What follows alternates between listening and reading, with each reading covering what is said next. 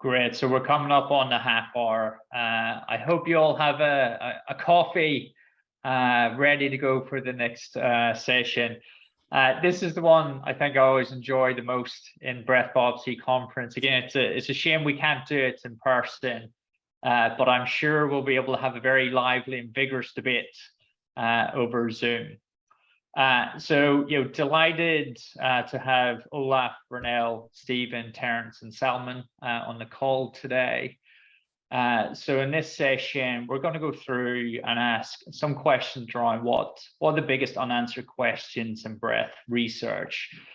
So we've got a few questions to get us started, to get the discussion going. I'll give everyone the opportunity to answer those questions, and then we can have a bit of discussion amongst ourselves. But really want to encourage the audience as well to pose their questions so we can put it to the panel and incorporate that into the discussion as well.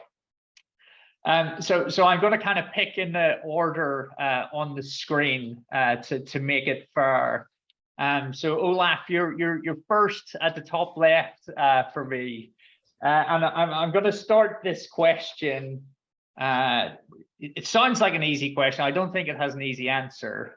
Often, I think when I read pretty much any paper on breath research, the two statements I often see made are modern breath research, originated back in 1971 with Linus Pauling. And also I read that there's well over 1,000 or thousands of VOCs on breath. So the question we have is, how many VOCs are actually on breath? And what's the evidence for it? Because whenever I see that statement, I often don't see a lot of evidence to substantiate it. So I was wondering if you may be able to kick us off with your thoughts on that. How many compounds are actually on breath as opposed to background? Well, I wouldn't be able to give a number now, but I think we are increasingly aware that a lot of these VOCs we see on breath, that they are also in the environment in a different extent, and more we are realizing how lifestyle and environmental conditions are really influencing what we are breathing. And this is, I think, natural. I mean, if we considering the fact that we are constantly walking around in a cloud of VOCs, which come from our clothes, from our deodorant, from our shampoo, and things like that. This is what we are constantly exposed to. And of course, we are exhaling these compounds. And I was kind of intrigued about the study yesterday about the VOC atlas, which I think is a good start to really getting to know where are things coming from. And I think we have to really increasingly look for these origin of VOCs and how they are, how variable they are in breath, and if we are able to avoid them by not being exposed to them, like wearing standardized clothes in experimental studies, for example, or eating the same food or things like that. But maybe this is just a limited question, limited answer from my view. No, that's good. Thanks. Steve, you're next round my screen from top. Excellent. Yeah. So this term on the breath, I think, there are thousands of VOCs in the breath. But it's how they've got there, isn't it? I think your implication from using the term on breath is how many have arisen from the airways or the alveolus. We could ask the same question about how many VOCs are in the blood, or how many VOCs are in the urine, and they're obviously inside the body, so they've not directly come in, but they've indirectly come in. So we're absorbing VOCs and we're taking up exogenous VOCs everywhere, and that includes the air that we breathe in, and it includes what we eat, and it includes what goes through our skin.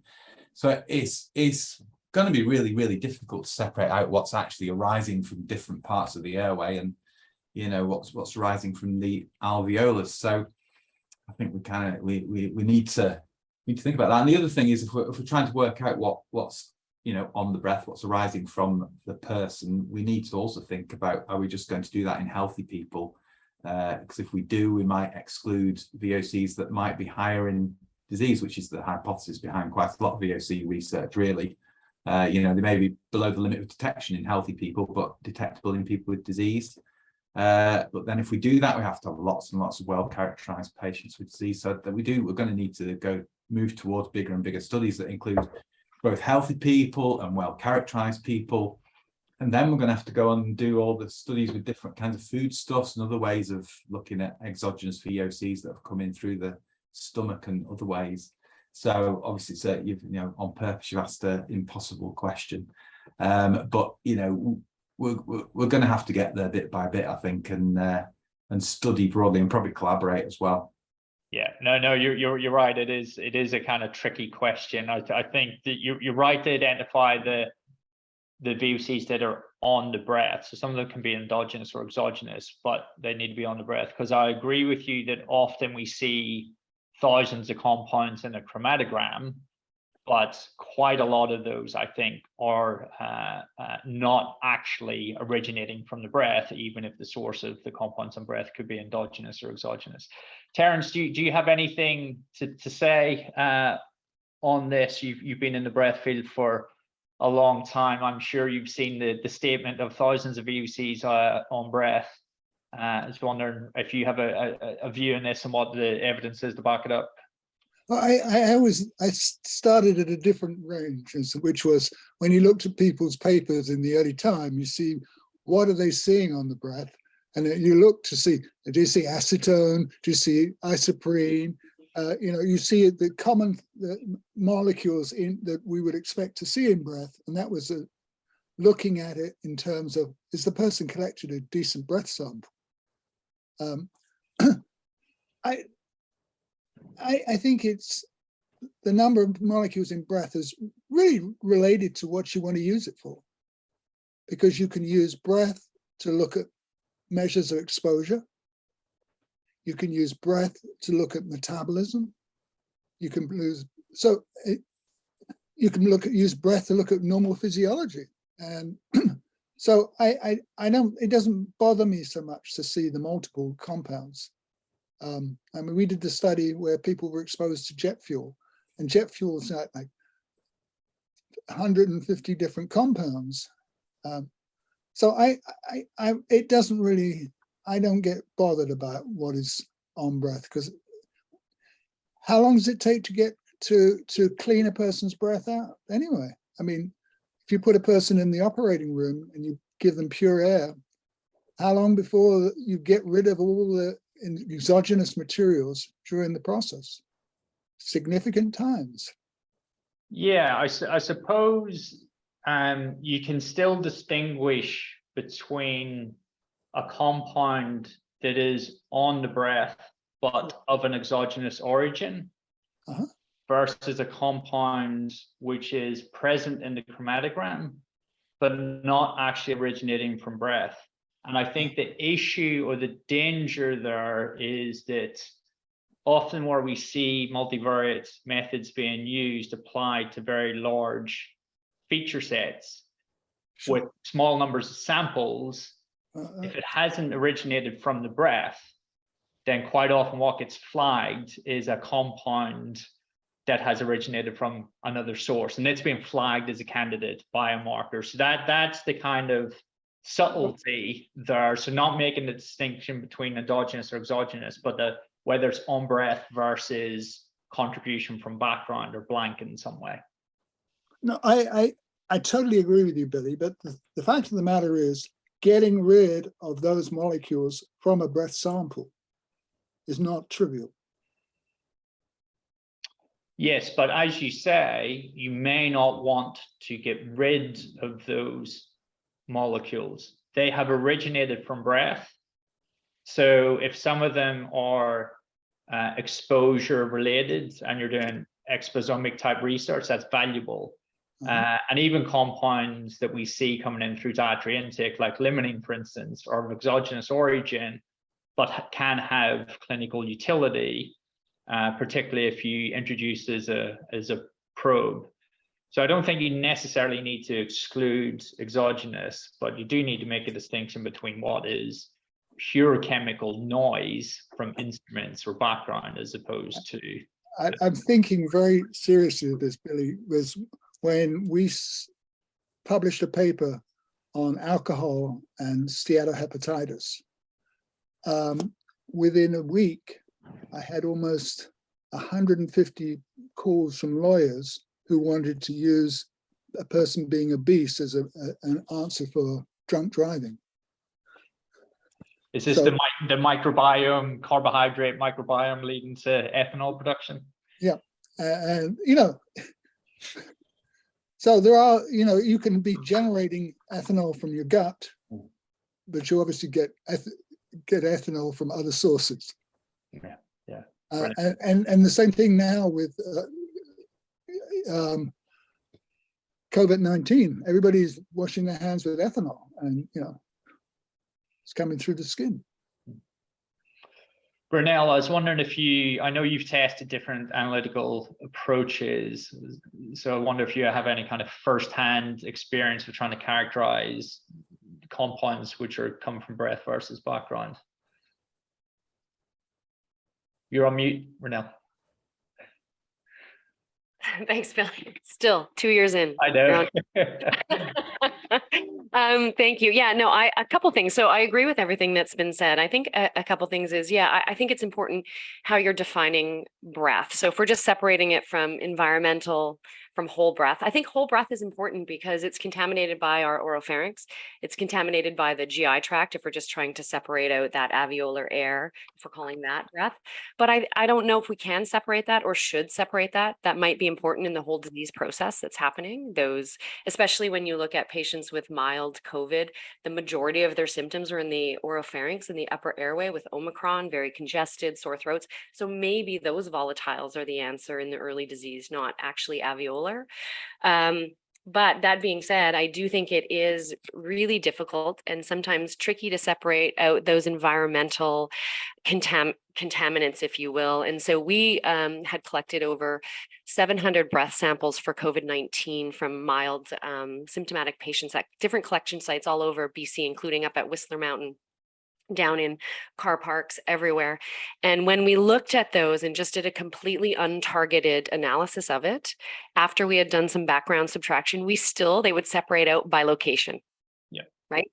So you have to be so careful for false discovery. And it really just takes actually going through, every breath we collect has an environmental sample that goes with it, but that's hours of looking at doing, individual background separation, which I don't know how else you do it effectively, or, it's difficult. I also think, to answer Steve's question, or, what's coming from the airways, what's coming from the alveoli, minus the dead space. We've done some studies where via bronchoscopy and using radial EBUS, which is a tiny little probe where we can go basically to terminal bronchi with a super slim scope. And then we've been drawing air from that space and comparing it to a whole breath sample prior to the procedure. And we do have concurrence of those alveolar, if you will, air samples from the whole breath, but they're a small portion, right? So they're about 150, 200 compounds compared to your huge chromograph of whole breath. So yeah, it's a tough question. I don't know. I don't have the answers, but we've been doing some different stuff to try to get around it. Oh, I think we lost Billy. Or maybe it's my screen that's frozen. No, it's not you now. He's back. Okay. I think we are having some internet problems. We're back again though. I caught most of that. Ralph. Thank you so much. Salman, through Ember, you obviously processed quite a lot of breath samples. I think one of the biggest studies in the UK. I was wondering if you could have a stab at this question, or if you've got anything to add to it. Yeah, I mean, I pretty much concur with what's been said. I mean, the two best papers I could find on this were Michael Phillips et al. PLOS One 2014, which is a comprehensive 2D GC study of the human volatilome, and that identified 2,000 VOCs, but only 50 to 100 VOCs had positive alveolar gradients. And so I think message one is that whilst there are a large number of volatiles in the normal human volatilome, only about 100 are probably endogenously originating from the blood phase and crossing into the alveolar compartment. Basically, I'm less worried about the exogenous ones because, as others have highlighted in inflammatory diseases, which is where my interest is, many of these are actually interacting with immune and stromal cells at the mucosal surface and being kind of gobbled up, basically. So whilst I think it's important to recognize that some volatiles might be exogenous and some might be entirely endogenous, I think for the purpose of deriving disease-specific biomarkers, it's less important. I clearly think it's important to remove actual contaminants like siloxanes that are clearly coming from a chromatographic column from our analyses. But even with cosmetics, surfactants, there may be some ambiguity as to whether these are exogenous or actually endogenously derived in our studies. So I think two messages really from my perspective are that the two largest papers, the Phillips paper and the Drabinska paper, identify 1,500 to 2,000 VOC in the normal human breath, but both papers indicate that it's probably tens of VOC to about 100 that are almost certainly endogenous, basically, based upon the alveolar gradient. Excellent, thank you very much. So the next kind of seed question that we had is, what do you think have been the top 3 advances or results in breath research over the last 5 years? So maybe if we go in reverse order this time, Salman, if you could kick us off, seeing as you were last to sort on the last one. So I'm naturally coloured by my own interests here, so I'd be interesting to see whether mine are concordant with others. So I'm a bit worried about my answer here. But actually, my first one was a really exotic paper, which was the non-invasive detection of volatiles using a smartphone based upon fingerprinting of leaf volatiles, which is published in Nature Plants in 2019. And it's a cracking paper looking at integrating colorimetric sensors for tomatoes, basically, that have become infected with P. infestans. And it demonstrates beautifully that by integrating a colorimetric sensor with just the RGB sensor on a mobile phone, with more than 95% accuracy, you can identify when tomato leaves are decaying. And I thought that was a truly cool paper and truly important, because actually, given the fact that respiratory diagnostics are moving to remote diagnostics in the community, where we want to move towards hardware-free interfaces for all diagnostics, for me, this was a key paper, but controversial, but key and really exciting. I think there have been some really interesting advances in the description of volatile biomarkers in asthma. Clearly, the field in asthma has been riddled with relatively small studies. And I think the paper by Florent Schley et al., published in the Blue Journal in 2019, this was a comprehensive GC discovery and replication paper in about 500 patients, and it comprehensively identified a small list of volatiles, largely aldehydes associated with type 2 inflammation, that provided an additive effect in combination to blood eosinophils and FeNO in predicting type 2 asthma. And I think this is an important paper in the field. 3, I had one third one, which was our one, actually. Wada Ibrahim has done a great job in getting our paper over the line in Science Translational Medicine, and it comes out in a fortnight. And this is the EMBA paper. And this identified comprehensive GC signatures of cardiorespiratory exacerbations in heart failure, asthma, pneumonia, and COPD. And I think this study will serve as a template to then go back and look at the mechanisms of these exacerbation types and understand how volatiles in acute disease then relate to actual pathology acutely. I think this is important because it could allow us to then direct appropriate therapies to the right patients. We know that people with asthma inappropriately get antibiotics often, when largely asthma exacerbations are viral. We also know that giving steroids to the wrong type of patients with exacerbations of an asthma or COPD causes harm, prolongs length of stay. A single shot of steroids is very toxic. So I think this is an important paper, a discovery paper. So those are my 3, basically. Wonderful, thanks, Salman. Renelle, your top 3 hits? My top 3 hits. So I took it this as of everything I've kind of learned in the past 5 years, and I think the advances are quite significant in our knowledge as a field. So number 1, we know now that we need to figure out what is normal, and this is going to take global consortium of thousands of patients looking at different ages, sexes, ethnicities, diets, hormonal changes, and we need to move towards this, like with the Breath Atlas. I'm really excited about that concept, and I think that's what's going to move the field to where it needs to be. I think number 2 is all of the previous work, and knowledge that's getting us to here is knowing that standardization, to be able to do global work with, international multi-center studies, we need standardization from the collection to how it's stored, to how it's analyzed, to how we look at the data, the statistics we use, and we all kind of need to be on the same page. And I think things are moving towards that. There's been some really nice work with the Peppermint Consortium and using Peppermint to look at comparing instrumentation and analytic capabilities between labs. And I think that's what we're going to need to set these standards so that we can, as a global community, really move this forward. Because I think, outside of little pilot studies of 20 patients, 24 patients, we need thousands from everywhere if we're ever going to know what is normal. And I think third, we know now that we need serial testing. You can't just take a breath test from you today and say, oh, you're healthy, you're normal, this is normal.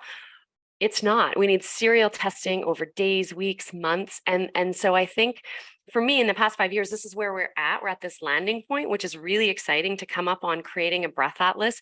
And if I can have a fourth, it would be knowing that, we have to go beyond and look at what's the biology of these markers? Where are they coming from? And that's where it is really important, looking at the whole metabolomics of it. And I think there's enormous potential. But we're standing kind of on the diving board, ready to go, I think. So, yeah, that's wonderful. Thanks, Ronelle. Terence? Actually, I agree totally with Ronelle. I think that. What? Thank you, Terence. I think it's absolutely a fact that looking for the last 30 years, there's been so many studies with my sampler versus someone else's sampler, my analytical protocol versus someone else's protocol. And the best example was the nitric oxide prior to the setting up of a protocol. And, if you look at the literature in nitric oxide prior to the task force recommendations, I mean, the values are all over the world, all over the place. And I think the standardizing breath, how it's collected, how you analyze it is so important. And I think that it's becoming more so these days on standardization. And I totally support you in that. Sorry, I can't add anything controversial, Billy. We'll drop a few more questions in later to get to stir the pot a bit. Brilliant. Steve, any kind of highlights stand out for you?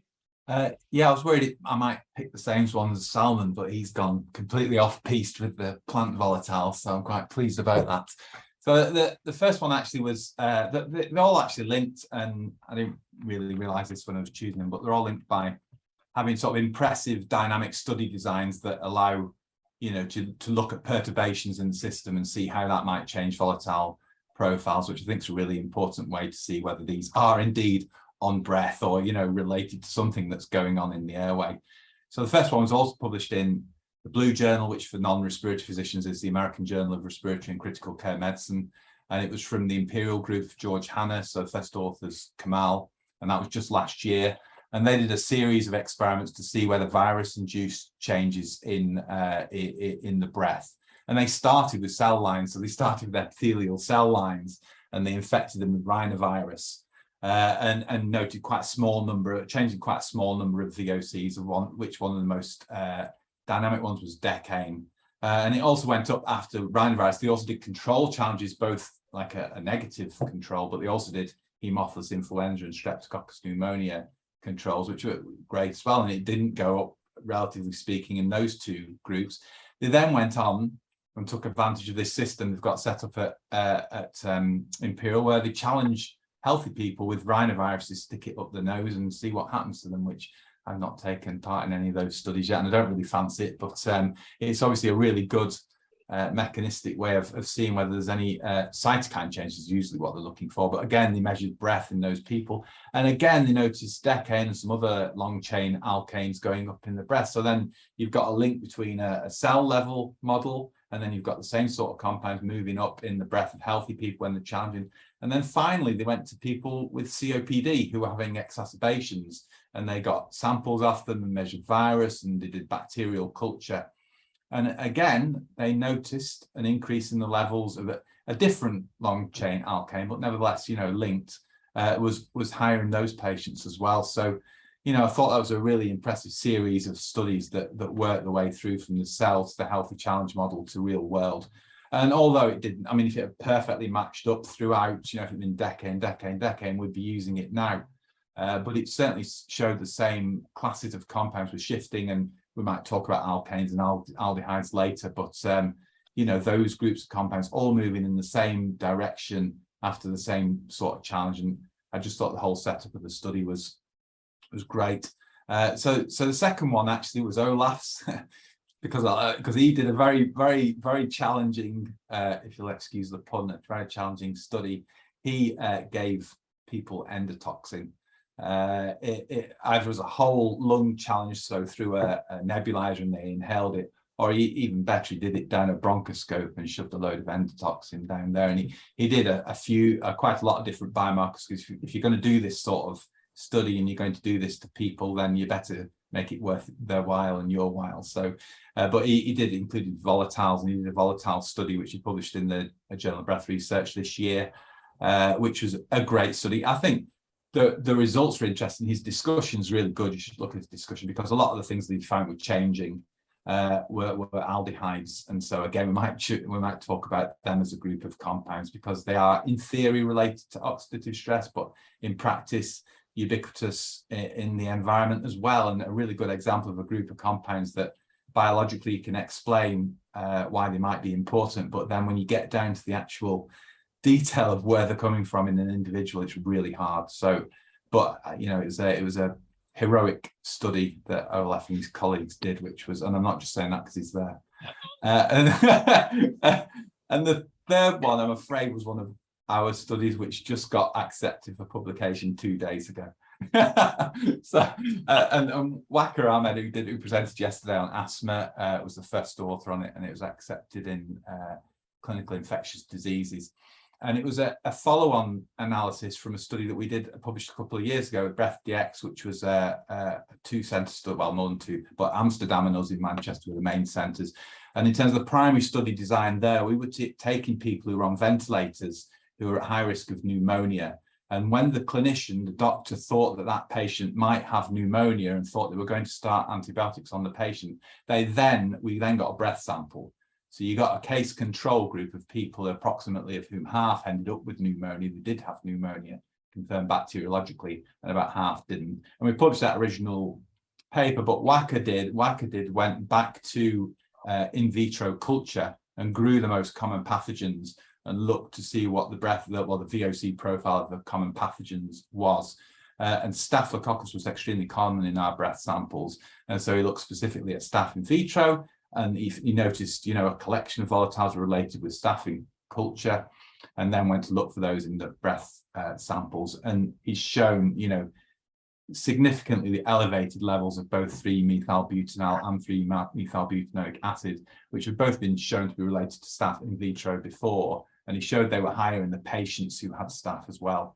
So again, a mechanistic pathway through from cell culture through to breath. And I think, again, maybe we'll talk about this later, but I am coming round to more to the idea of targeted analysis being more appropriate at this stage of our research than untargeted analysis, because we're ending up going around in circles a little bit with, you know, doing non-biased untargeted analyses and coming up with patterns that we then don't know where we stand. So they're my three. And I thought the peppermint thing was good as well, which Renal mentioned.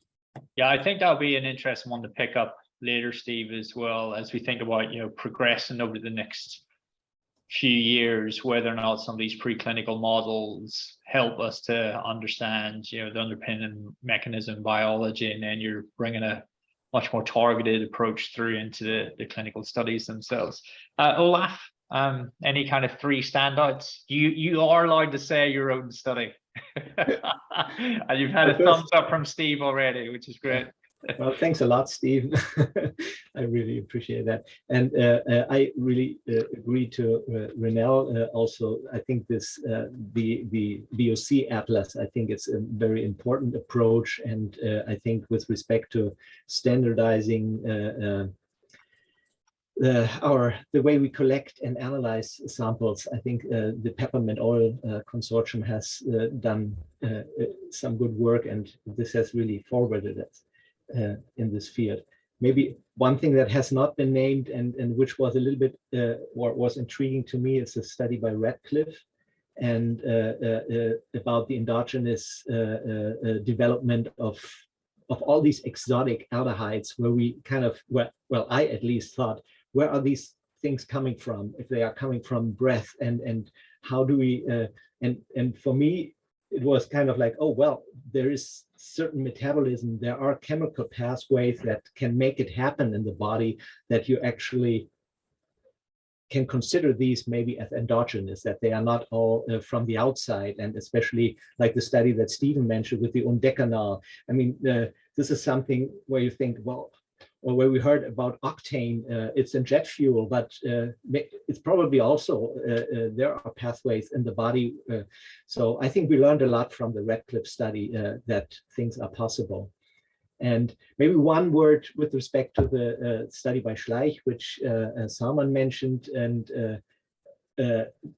I saw it a little bit controversy because it was an example for me that with these multivariate analysis, and even if you, with this very sophisticated study design, you still come up with something like propanol as a compound that's related to neutrophilic airway inflammation. And while there is, propranols can probably also be of endogenous origin, I think it's one thing where you get this into this discrepancy. You have this massive exposure in hospitals, environments, and on the other hand, it's considered as a marker for disease detection. Here we really have to see or where things get difficult, I think. And I think this is a short contribution from my side. Excellent. So we do have a question in from the audience. Just a kind of reminder to the audience, you can post questions in the Q&A at the bottom, not the chat function. So question for the panel is, I've been using a sensor-based VOC analyzer that uses the background air in the lab or clinic as the carrier gas and sets the baseline for the sensor response using this. As the air already contains the trace VOCs the patients are breathing, using this air as carrier gas should effectively cancel out any contribution in the background. What does the panel think of this? Maybe we'll start in the middle with Terence this time, please. I didn't understand the question. I think the question is, using an eNose-based approach, if you have effectively the ambient present and you're bringing the breath sample into that, does that account for the ambient or the potential contamination in the ambient? The problem I have is that the screen was frozen with your question. Okay, I'll read it again.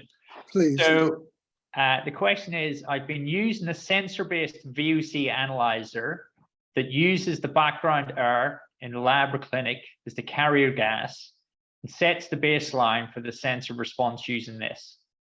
As the air already contains the trace VOCs the patients are breathing, using this air as the carrier gas should effectively cancel out any contribution of the background. What does the panel think of this?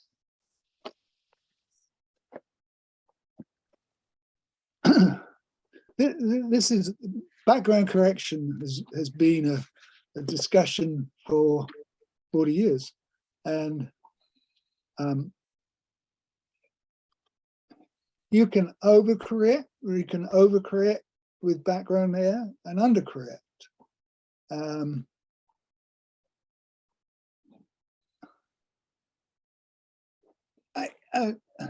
Honestly, I'm not. I can see both. I can argue both sides of the question whether you should background correct or not background correct, because how long do you have?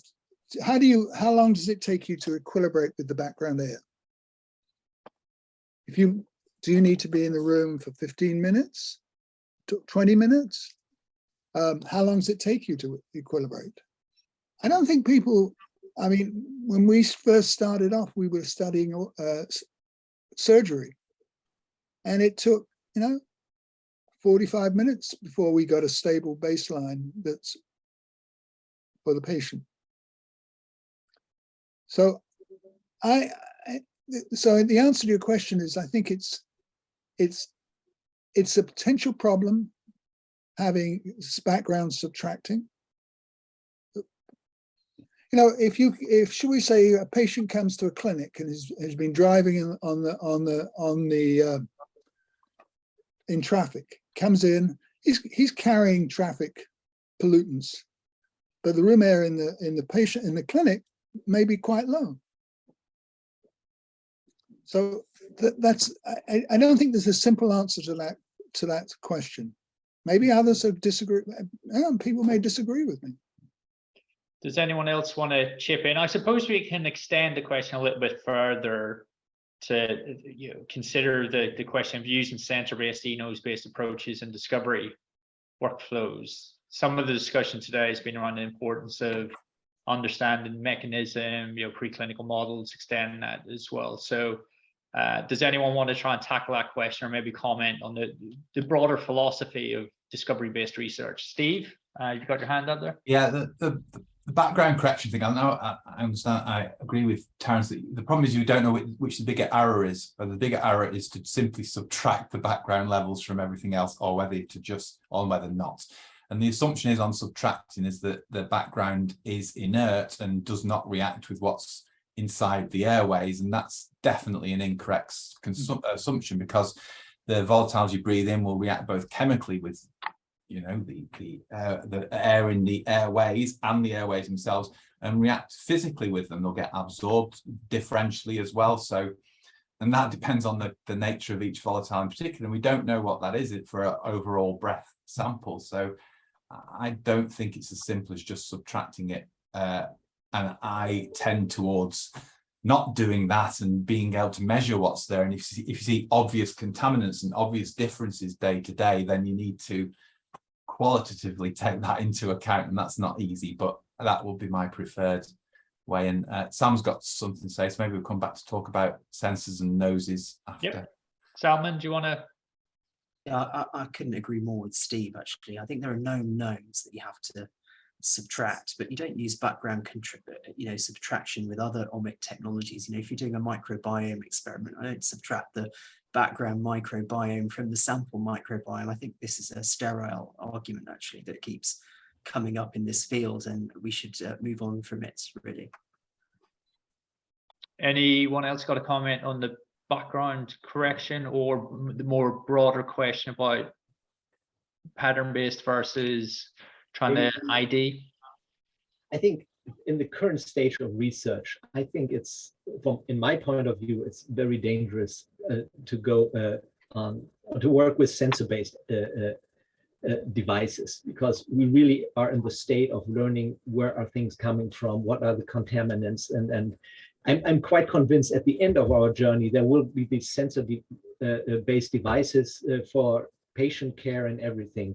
But in the current state, I think it's quite dangerous, and I think you are missing a lot by not identifying the compounds you are looking at, and there's a huge danger of from contaminants from all kinds of sites that these are biasing your results, and you cannot really tell, is that a relevant signal or is it not? And in the current state, I would definitely recommend to identify your compounds so that you are able to interpret your data. What do others think? Concur or any disagreement there? I concur completely with Olaf. I think sensor-based is maybe the endpoint. When we've done discovery work, you've figured out what then you can set your sensor to know because you've identified those. You've maybe even been able to, work on what is the biology of these markers, and that's what's important. But I think there's a high level of false discovery with sensors. Well, let's respond. The first one, the sensor, is nitric oxide. That's a sensor. We know the pathway, and that's a perfectly reasonable breath test. Right, but we didn't get there by just, taking an asthma patient and just looking at, we had to figure out it was nitric oxide. And I think that's the end point. Nitric oxide is a beautiful example of figuring out what is that compound, then putting in a simple, easy point of care delivery device in the clinic. That's the end game for it all, right? I mean, if we had that nitric oxide for other diseases. Yeah, exactly. I think it's the discovery versus routine analysis. Steve, you had your hand up first there, I think. Just had it's an interesting question as well about whether a clinician would ever accept a signal without any knowledge of what's behind that signal. So like a red-green traffic light, I can't think of another clinical application, a clinical scenario where we accept a signal without knowing. And nitric oxide is an example of where we want to go. And that's because we know where it's from. We know what the biology is, and then you go and design a sensor to look for it. So, we will accept sensors if they're targeting specific volatiles that we know. We know where they are, and we all know from doing our own multivariate discovery analysis that half the volatiles that come up are likely to be contaminants, and with a sensor-based technology there's absolutely no way that I can think of determining that. Salman? It'll be slightly controversial, yes. That's what we want. Firstly, I think this Atlas database is a fantastic initiative, and I almost wake up every morning wishing that all of the world's breath biomarker data from GC was reposited with some metadata into a central atlas, because actually I would disagree. I think there's enough data already there to pick the volatiles that have been gleaned from these discovery studies and do sensor-based studies with IMS and e-noses already. We don't need to go and do the discovery studies again. We need to collect the data that's been done across the thousands of studies across the world and make the most of this. I think the second point is people do use respiratory measurements without knowing what the heck they mean. Let's take the most common one, spirometry. This is a tool that was used to measure insurance risk. And actually it then evolved to measure, all-cause mortality, and then evolved to measure respiratory health. And we actually don't even know what spirometry tells us in terms of the pathophysiology of the lungs until they're very diseased. We don't know where respiratory flow limitation comes from in the lung. And, I would give spirometry as a very good example. We're now moving towards analogs that move us away from these approaches to audio-based spirometry, where we're just looking at signals through the MIM sensor on a phone to measure lung function. And we don't know what the heck it means, but actually it's very predictive of lung function.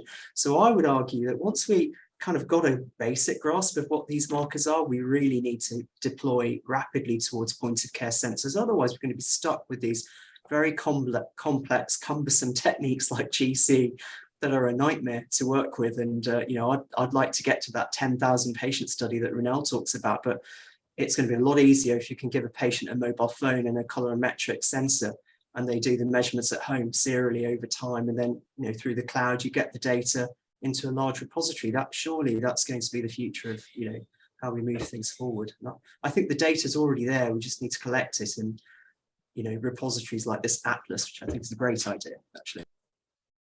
So I think the one of the questions we'll come on to is to talk about,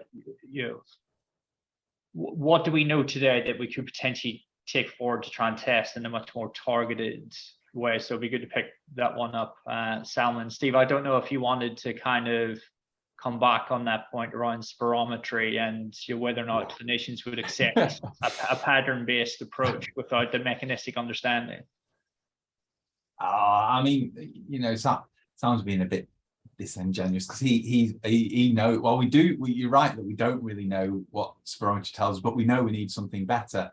So we're not settling for it. We're trying to improve on spirometry, aren't we? So sorry, the question was about what volatiles we should be looking No, at? no, so we'll come on to that. So it sounded like Salman thinks that there are some candidates which you Yeah. could kind of take to the bank, so to speak, that you could test in prospective larger studies that could ultimately be deployed in point of care applications. So we can pick that thread up later, but it was more just responding to Steve, your comment that if you had a red light, green light reading, but didn't understand the molecules underpinning biology, that wouldn't be accepted by clinicians. So again, it's trying to disentangle word pattern or sensor-based approaches get used in discovery. I think we're all in agreement for certain applications. Once you know what you're shooting for, having point of care devices functionalized for those specific gases makes sense. But it's more that kind of core philosophy of, if it worked, but you didn't know what it was, would that be an acceptable test? But we know from, I could show you some of our unbiased discovery analyses and the list of volatiles that's in there in a multivariate model. We know what those volatiles are, and we know that, some of them are siloxanes and things like that. And if you do a nose-based analysis, you do not know that. And we don't even know, well, as far as I've seen, how these sensors respond to, say, a gas mix of, say, we could do 10 or 20 random volatiles that are commonly seen in the breath. Can we do concentration curves for that gas mix by the sensors to see how they change those sensor results? That's the sort of thing we need to see. I don't think we can just, because we know that there'll be false discovery, because we know there is, because we do GCMS. Yeah. Salman, do you want to have the last word on this, and then we'll move to the next question? I mean, I think I'm reconciling a little bit with Steve on this. I'll give another example, which is the early warning score. So I think you need to know what the derivatives are of a composite marker. So we know the derivatives of the early warning score, but who on earth knows what an aggregate early warning score actually tells us about an ill patient? But I tell you what it does tell us. It tells me when to call a critical care outreach nurse to see my sick patient, but it suffers from alert fatigue. Basically, it's overtly sensitive, which is why it's being innovated on. So I think my point is that once we know what the markers are, we can develop aggregate scores. We do need to know what the derivatives are, but once we've got those scores, we should move rapidly towards red, green, amber, lights on the sensor, so that we can get on with it and do the big studies, basically. Great, thanks everyone. I think actually one of the, on the first question about advances in the fields, I think a really good example is in digestive health, where compounds are known, such as hydrogen and methane. There are some companies that have launched point of care devices that have been used by over 30,000 patients. So looking at hydrogen and methane. So that's a good example where the compounds are known. You can have point of care solutions with sensors targeting those specific molecules, and it allows the patients to do something that can't be done otherwise, which is longitudinal monitoring of those known biomarkers over time. So the next question kind of relates to what was touched on a bit by Steve and Salman about, what do we know today, individual or classes of VOCs where we think there's good evidence linking them to disease or clinical applications. I think, Steve, you touched on one point earlier that, aldehydes, there's a good mechanistic rationale for why they relate to oxidative stress, but they are everywhere in background. So maybe on this one, we could start with Brunel, just change in order a little bit. Yeah. So what do we have for individual classes that have good evidence linking them to disease? Yeah. I think it's very limited, I think the things that are in use, obviously nitric oxide, breath urea tests for H. pylori, things that are already clinically validated. The rest, I mean, if we did, they'd be in clinical use, right? So, and I think that's the problem, is what Steve had pointed out. We know that these things are related to oxidative stress, but we see them in every disease state. So how do you recognize, pneumonia from asthma from, it becomes, and I haven't read the Ember paper, so I'm looking forward to that if you were able to crack that code. But I don't think we have a marker that says, yes, this is asthma, this is COPD, this is heart failure, and are at that point where we're going to now put these in sensors and roll them out to point of care. I think they're very limited tests that have good evidence, and I would say those are, I use every day. I use capnography in my procedures. I use nitric oxide in the clinic. We send patients for breath tests for H. pylori, but that's about it. And then obviously alcohol roadside testing, but that's the only ones that I can confidently say have good evidence that I use as a clinician. Yeah, and aldehydes are interesting. As I said, they pop up all the time in papers, but they are abundant in background. So if you go sample, they're abundant in background. Olaf, obviously you've done some of the challenge studies as well. Wondering if there's any VOCs or classes of VOCs that you think you could kind of take to the bank today and do your prospective study that's likely to succeed. Yeah, as you all said already, alkanes and aldehydes keep popping up in all kinds of inflammatory diseases, I think, and they're not really specific, and we have to deal with high background levels. But maybe, I mean, we have only looked at major compounds because we don't have that sophisticated analysis like, for example, Alstone has. Maybe there are aldehydes which are not really around in the environment that much, or in cosmetics or things like that, so that we can maybe dig a little bit deeper, or have a look at how variable these are really. And I think it's at least worth looking at daily variation of aldehydes and looking in the atlas for to see the variability in healthy subjects, and maybe do longitudinal studies in disease states to see if they have relevant, if there are relevant changes really going on. But I wouldn't be able to name any VOC that is already reached the level of being shortly being able to use in clinical practice. Not yet. Terence, over to you. I know you've done some really fantastic work on ethane. Wonder if that's a marker of oxidative stress. Yeah. And I was just thinking, by definition, the host response to anything, it's non-specific. And if you think about it teleologically, you wouldn't want it to be specific, would you?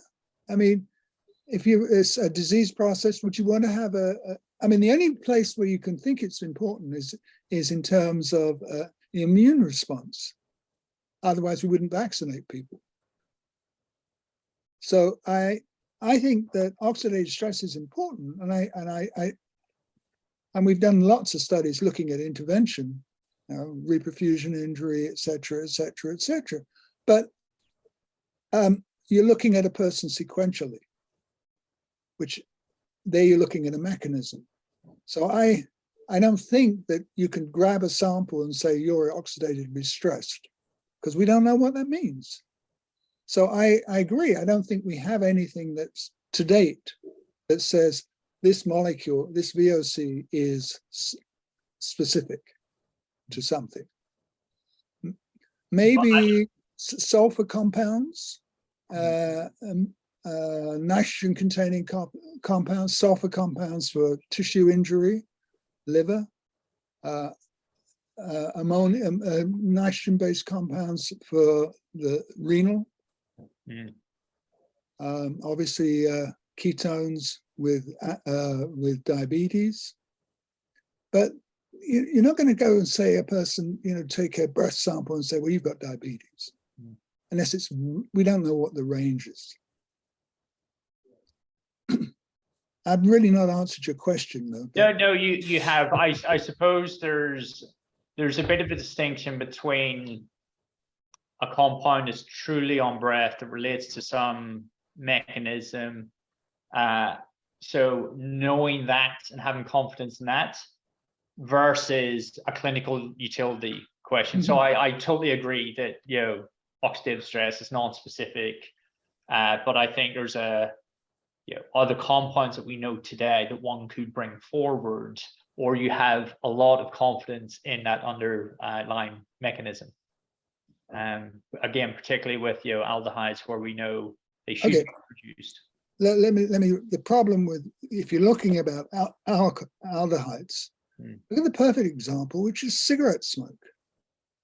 I mean, cigarette smoke, and I have a colleague that we always used to say is like sucking on the tailpipe of a truck.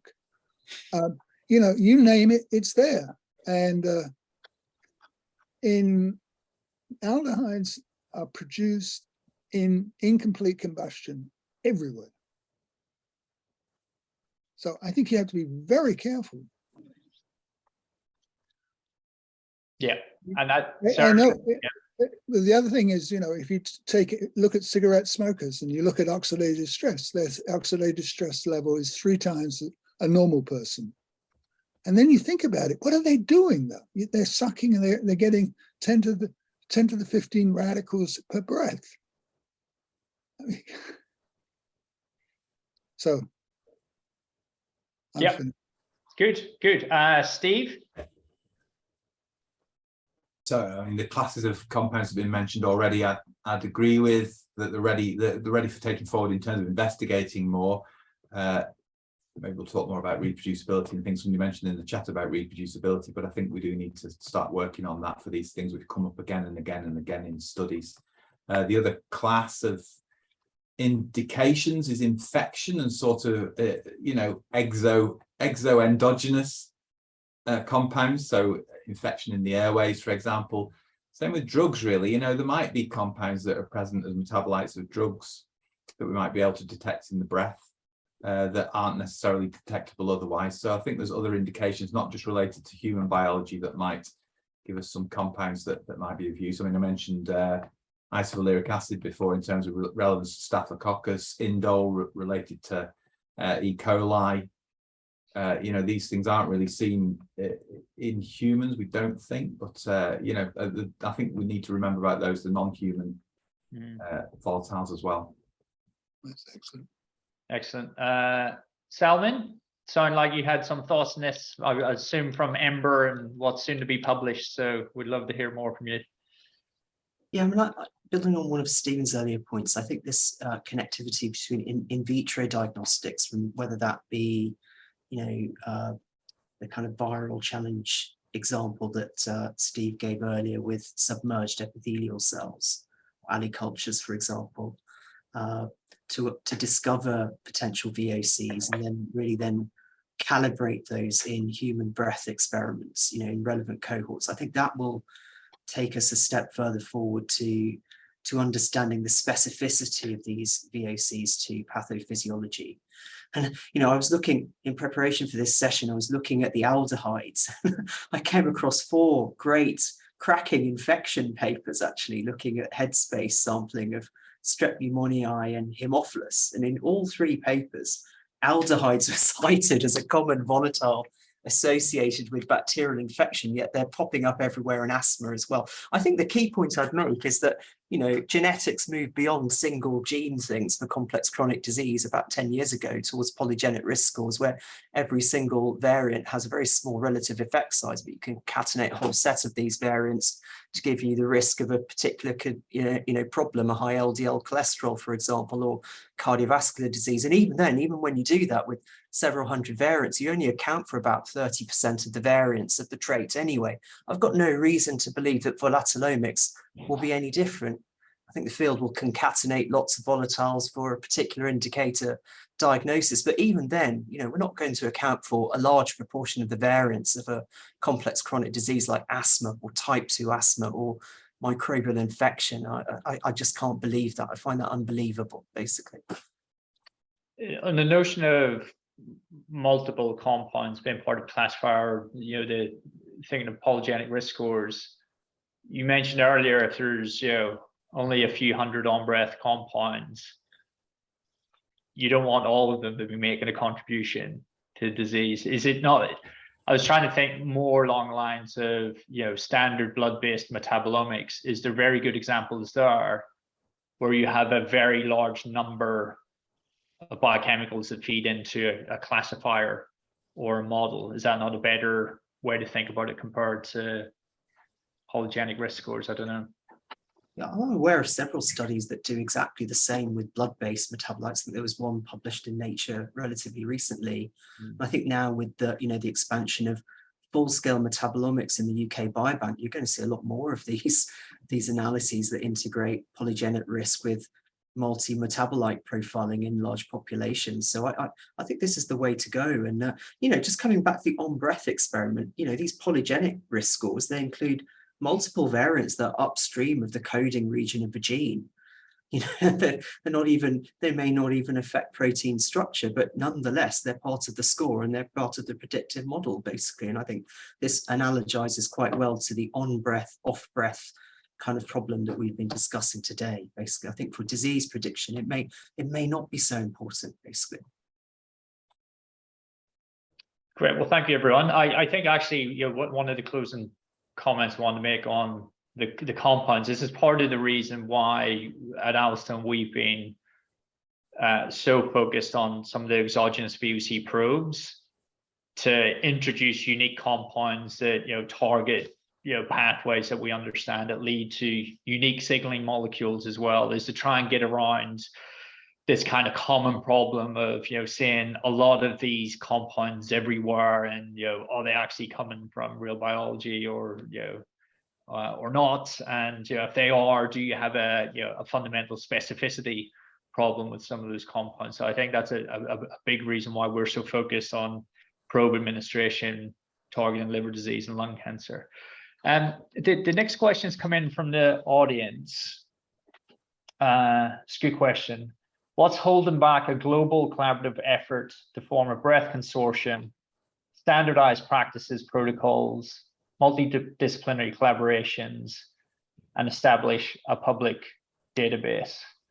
So I can make one comment on the database and the atlas. So the work that we're doing, we will make that available to the entire research community. So that's something that's going to be made available. As Renelle mentioned, we think it's important to characterize what's on breath in normal healthy populations, and then you can start to add in disease populations, as Steve says, to see do you get differences or do you get new unique compounds coming out when you add in the disease populations.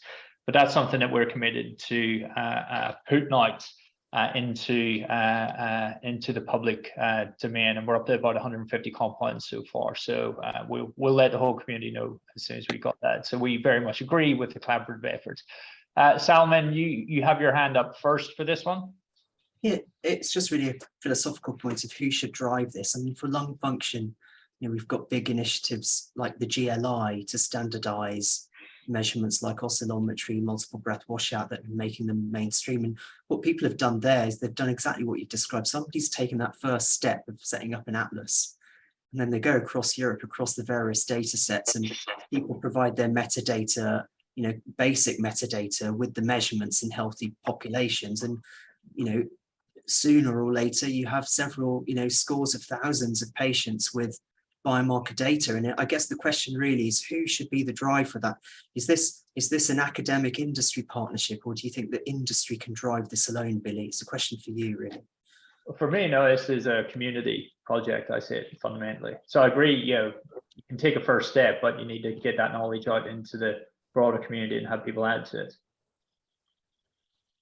Yeah, I think one of the things, to answer your question, who should lead this, and there was talk at the AIBR Breath Conference in Pisa, where Christina Davis and Jane Hill were talking about the Moonshot project and how that could move this forward, and having the Association of Breath Research being at that. I think one of the how do we decide on what is the standardization? You look at any paper and people are collecting breath differently. Like, pick up the journal today and how did they use a Tedler? Did they use Receiva? Did they use a Biovoc? Did they use what analytic machine did they use? How do you know you're getting the same? And then you start looking at libraries and well, the NIST is based on a quad and you're using an Orbi or you're using a TOF. So, you got to build your own library, and it's very complicated. So how do you, you can't just, I know, Salman, you said all of the data is there, let's throw it together. I don't think we can, because I don't think the data is equivocal, right? We need standardization first. I think that would be the first step. And then who decides what is that gold standard? you know, we need to come together as a group to decide and have, you know, meetings based just on standardization, I think, to start to move things forward. Salman, you had your hand up again. Do you want to come back?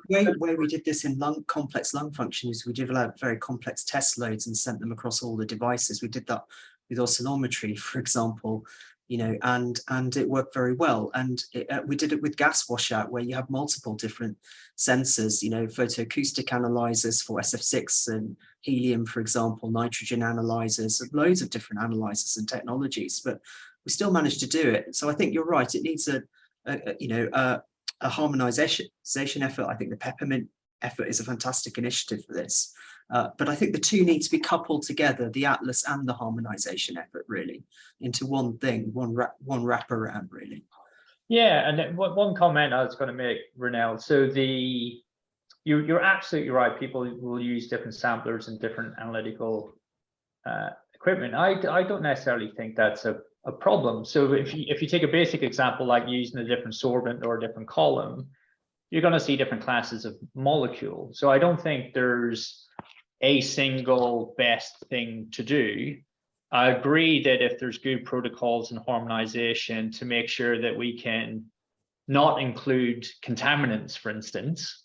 So if there's things that ensure that it's a compound coming from breath as opposed to being a contaminant, then I think you could look at a much broader range of sample devices and analytical approaches and using different sources to populate an atlas. I think if the work that we're doing is using a particular analytical method. We know for a fact that there's some compounds that we're not seeing, that if another group is using a different column, they'll get those. So I think it's about how to populate an atlas as broadly as possible, but make sure it gets populated with high quality data as opposed to contaminants, which goes back to the original discussion. Steve, you have your hand up. I was going to say something similar in that, I'm all for standardization in terms of getting people together and working together, but we just need to be aware that we might not be ready to standardize, a single pathway for analysis, because currently I think we're all trying to get the broadest reach, by using different sorbents and things like that. But even with sampling, it might be that in order to target certain compounds, you might need to sample in a certain way to optimize the retrieval of those compounds. We know, for example, for pheno, for nitric oxide, that sampling at different flow rates makes a massive difference to the quantification of pheno. So I am for standardization in general, but we just need to not go too far down a single path without knowing about the behavior of volatiles, especially coming back to the last question, that maybe there are certain groups of volatiles that we're now interested in. So we could work a little bit on those and see how to optimize sampling and analysis for those groups of volatiles.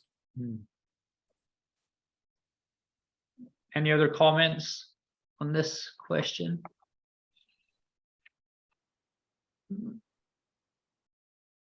No. Okay.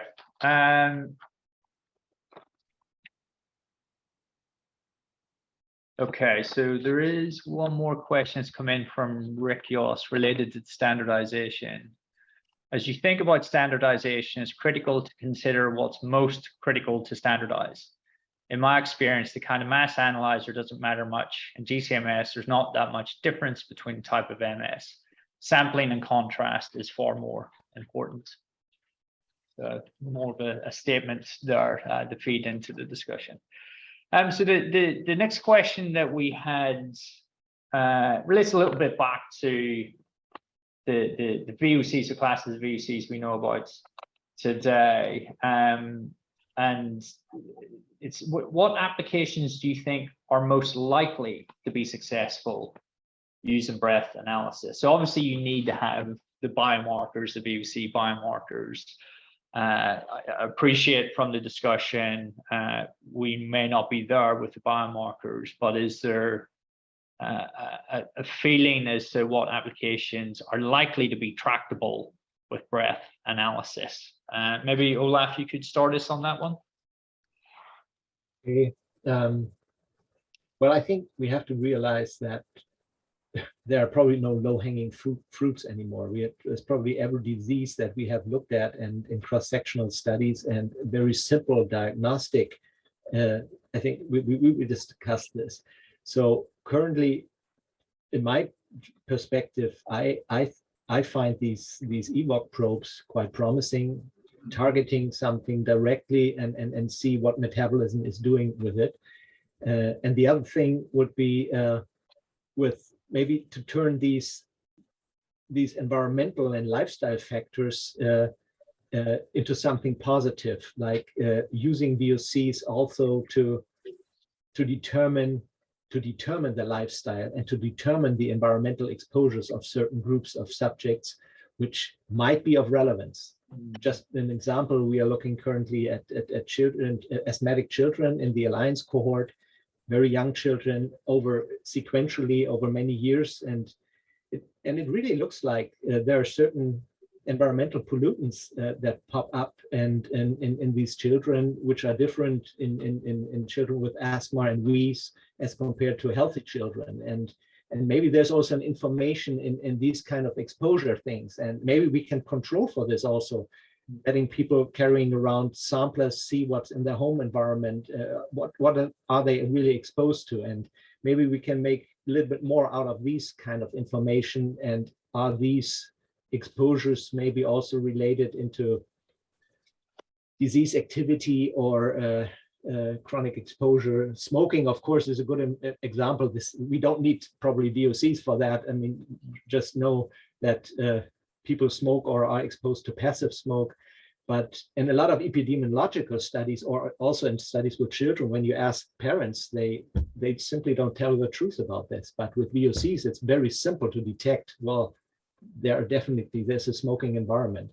So these 2 points, I think I would consider to be maybe something which can also be used in the future with VOC research. Renelle, I know you have an interest in exposomics exposure and how that can relate to lung cancer as well. So maybe you could pick it up next. Yeah, so we've been using external probes as well, because I think, the discovery work is just really, it's like finding a needle in a haystack, and it's a dirty haystack, and it's trying to get down is really how it feels.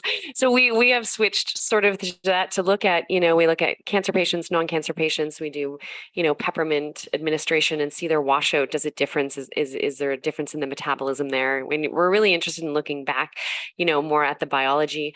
We're doing a really interesting study with Owlstone, where we're doing air pollution exposure in a chamber with high PM 2.5 levels, and then doing serial breath testing for 24 hours after, also with blood markers, which we'll hopefully have data within the year. We're just finishing up. COVID has not been kind to recruitment for that.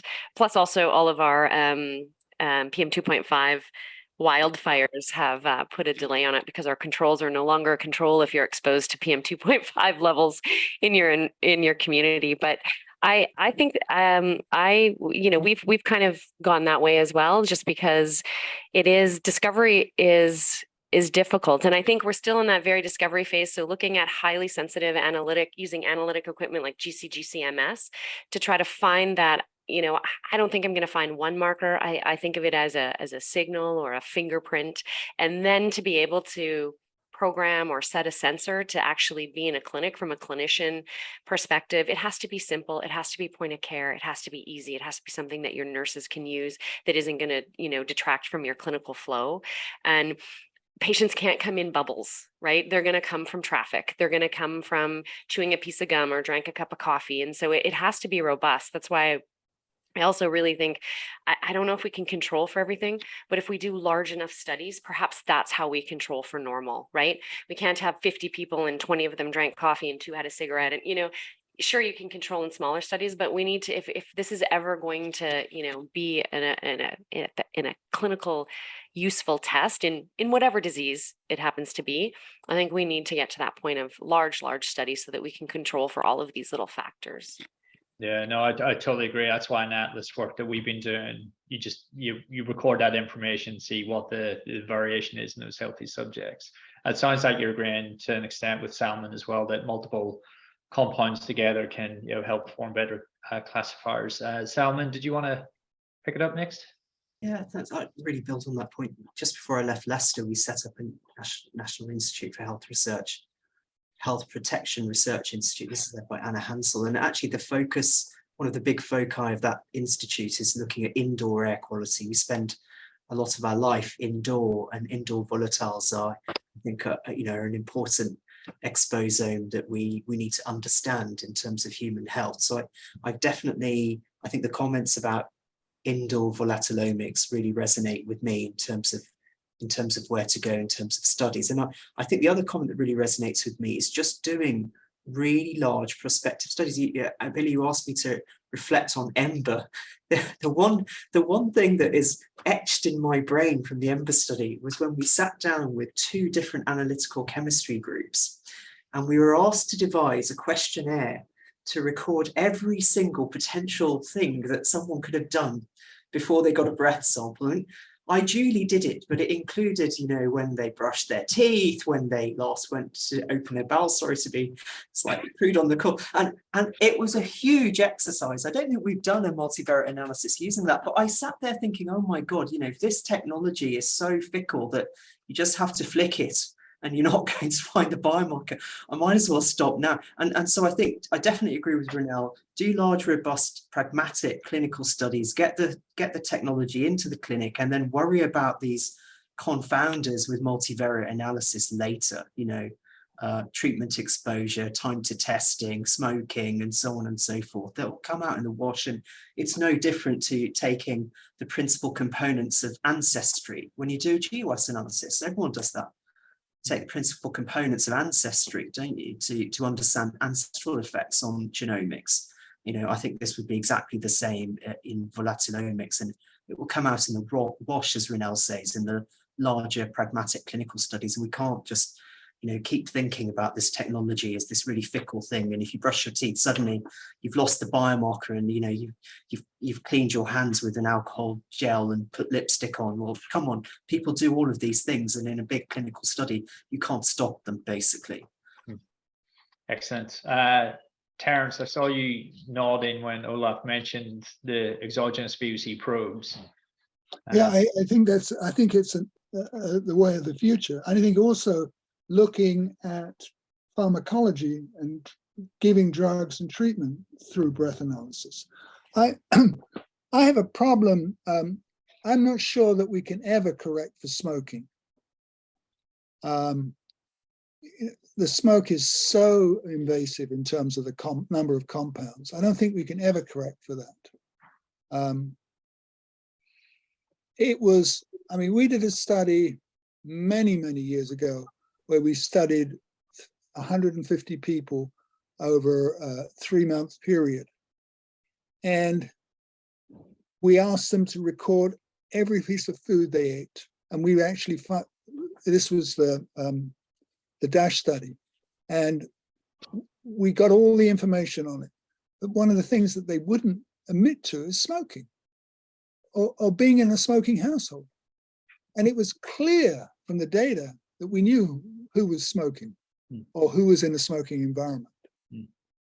And so, and then the other thing to think about is that, you know, the changes in weather in terms of whether you're in the house, you're in air conditioning, heating, and then when you look at people in rural environments versus urban environments, and then looking around the world, you know, you go to places where they cook over open flames, and the variation of room air changes so significant. I'm not sure how you're going to get that into the system. I'm somewhat concerned. You really, I think we know what I think we can guess what our molecules produce as a result of normal metabolism and normal processes. But I agree with Ronelle in some ways and Salman, but I'm a little bit more. I've seen so many variations over the years with people. Yeah, to kind of challenge a little bit on the smoking. So just looking at the data that we have, with the D5-ethyl glucuronide probe targeting extracellular glucuronidase in the tumor microenvironment. So that releases D5-ethanol. Like it is flat as a pancake, the response, till you see the D5-ethanol coming out. There is nothing that you could do, brush your teeth, smoke cigarettes, go on a unicycle, nothing that's going to lead to the production of the D5-ethanol except the cleavage of the evoked probe.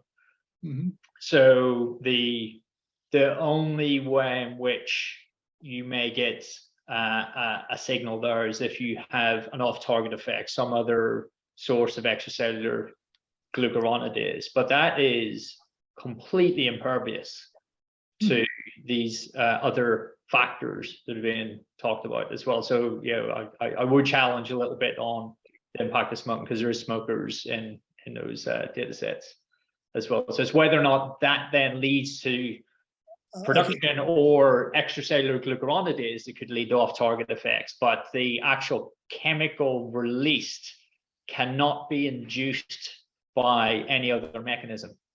But you're looking at a very special case where you're giving something to the subject. Yeah. But libraries are not talking about that. When you're looking at populations, you're Sure. not looking at that. And smoking will overload that. Yeah, so the kind of on-breath endogenous without probe-based approach. Yeah, no, I appreciate what you're saying there. Steve, any applications you think will knock it out of the park?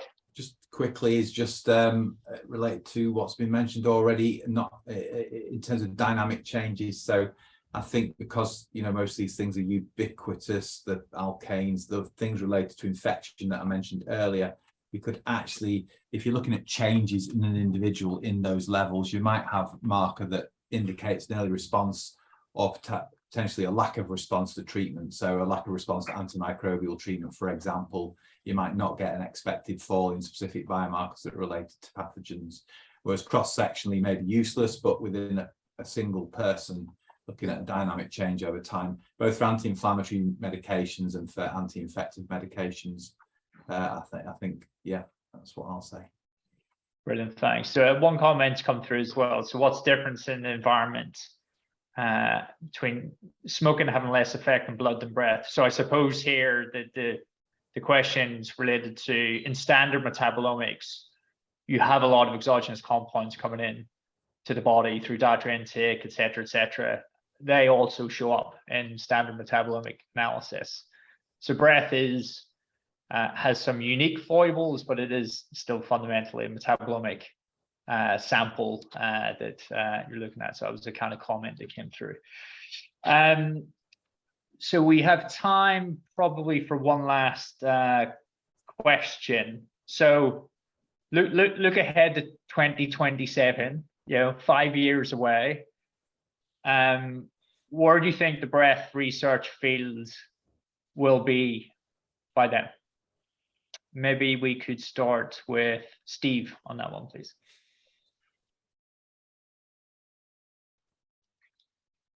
Sorry, it took me a while to find the unmute. Yeah, so I think what I'd like to see, it's coming back to what we said already, is more studies looking at variability and reproducibility of some of the compounds, the effects of different sampling methods on different compounds to optimize the method per compound, looking at dynamic changes on those compounds with foods and with changes in environment and those sorts of things. So I think we should be picking on some lists of compounds at this stage and looking at really what drives changes and whether any are useful or not. I guess we've not got too much time. One of the things, you know, even talking about reproducibility, so we get more than one sample with the Alstone breath sampler, obviously, and we can look at even same time point reproducibility on some of the volatiles that we get. And it's not very many, but some of them aren't even reproducible when you're collecting a sample at the same time point from the same breath. So, you know, that sort of data needs publishing. If it's not reproducible, same time point, same breath, then it's not going to get anywhere, is it? So we do need lots of that. I want to see more mechanistic studies like the ones I mentioned right at the beginning, you know, challenge studies looking at dynamic changes, before and after treatment type studies where you take out that inter-individual variability. And I guess those are the kinds of things I want to see, and better characterized patients. I know somebody else will say about numbers again, about getting bigger and bigger studies, but the one thing against that is the larger the study, the harder it is to closely characterize the patients. And if you've got disease patients, you need to know a lot about the disease before you start swamping them with numbers, because you'll end up with ill-defined sets, epidemiologically type defined diseases, and it's not the same as closely characterized diseases. Brilliant, thank you. Olaf? I'm a little bit pessimistic. Maybe if I look at the speed of research over the past maybe 5 or 15 years, it became slower and slower due to increasing regulatory processes, ethics, and especially if I consider these huge studies cross country and across borders, seeing at all what's necessary for European projects and things like that. Well, I hope we can kind of keep that away and focus on research, and then we might make a little bit more progress. But I wouldn't be able to make a specific comment that we are a huge step further in 5 years. Sorry. No, that's good. Terence, are you an optimist or a pessimist? I think as a result of COVID-19, I think what we need to be doing is making it smaller and disposable. Devices need to be smaller and disposable.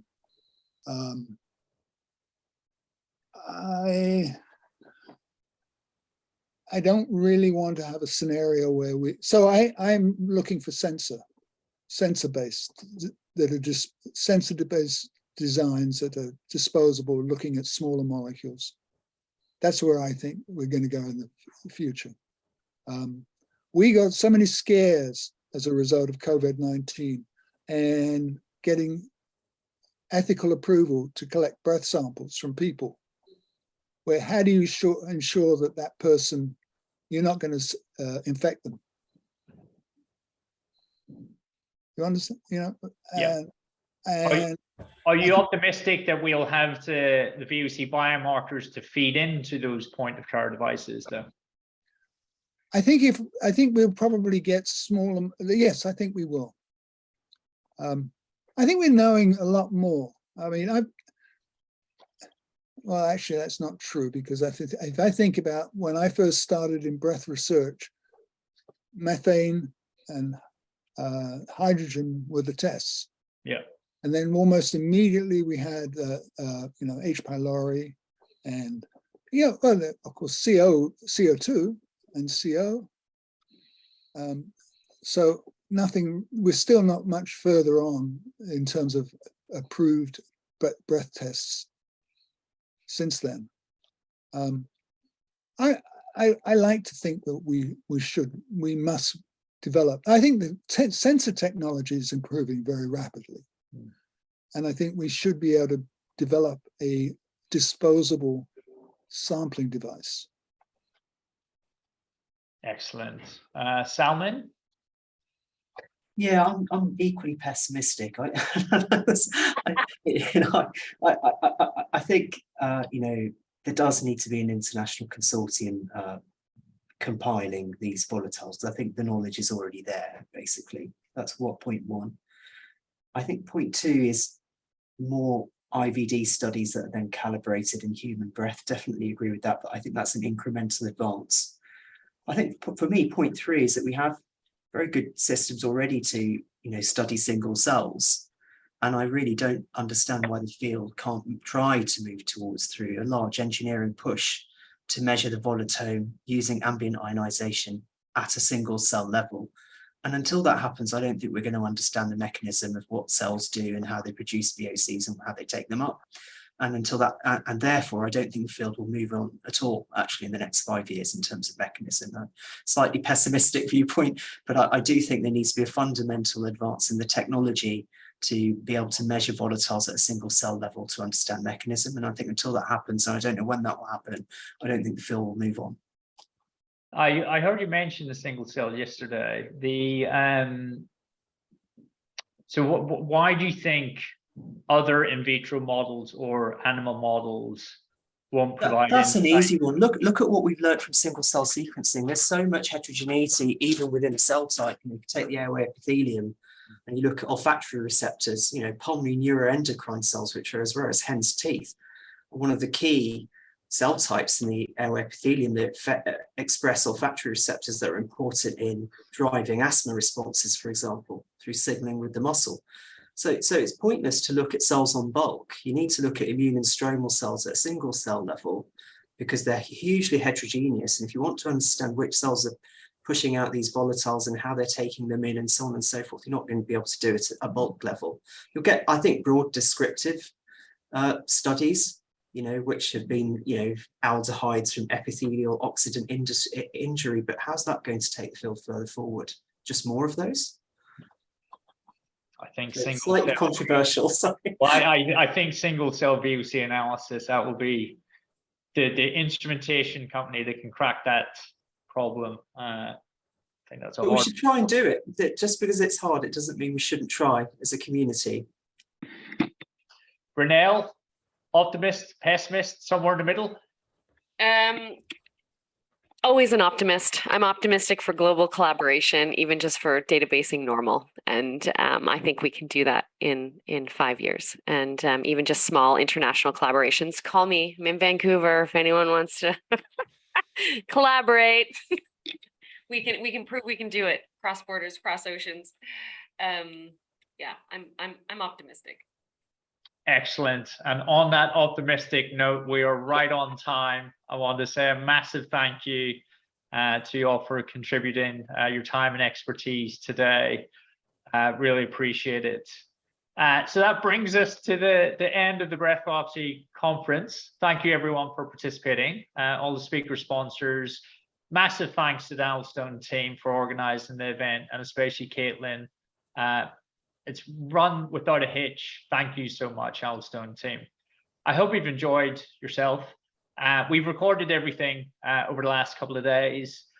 So we're going to send out links to that. It'll be available on the website next week. Please do make sure to fill out the feedback questionnaires. They'll pop up at the end of the Zoom session. We use that feedback when we're planning the event for next year. And then just a reminder, the next webinar that we have is 22nd of November, and that's Breath Biopsy Omni for comprehensive and reliable detection of VOC biomarkers in breath. So the registration will be available for that. So thank you again, and we look forward to seeing you at next year's Breath Biopsy conference.